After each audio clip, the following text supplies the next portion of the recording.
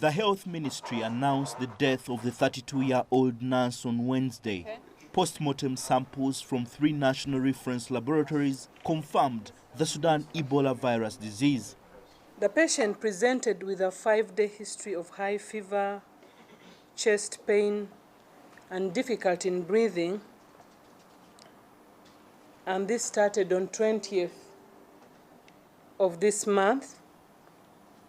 The symptoms later progressed to unexplained bleeding from multiple body sites. The patient experienced later, at the time of his death, he had also started showing the signs of multiple organ failure. And all this happened at National Referral Hospital, Mulago. And he died on 29th. Ebola is a highly contagious virus transmitted through direct contact with the bodily fluids of an infected person or contaminated objects. The contacts in quarantine include health workers, patients, and family members, none of whom have shown Ebola symptoms. Vaccinations of all contacts is going to be undertaken. As I talk, we are mobilizing the Ebola vaccines in the country.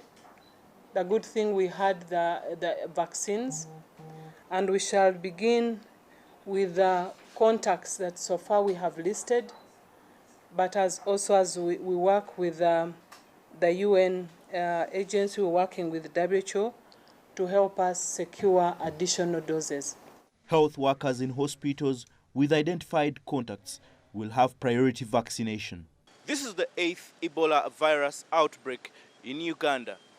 The last outbreak in September 2022 killed 55 people out of more than 140 confirmed cases.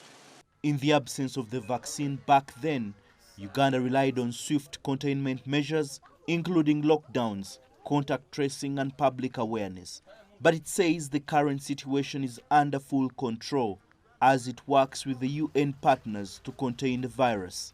And I would like to also commend the government of Uganda for declaring, just on confirmation of one case, in line with the international health regulations, and we stand available to work with the government through all the processes to stem this outbreak.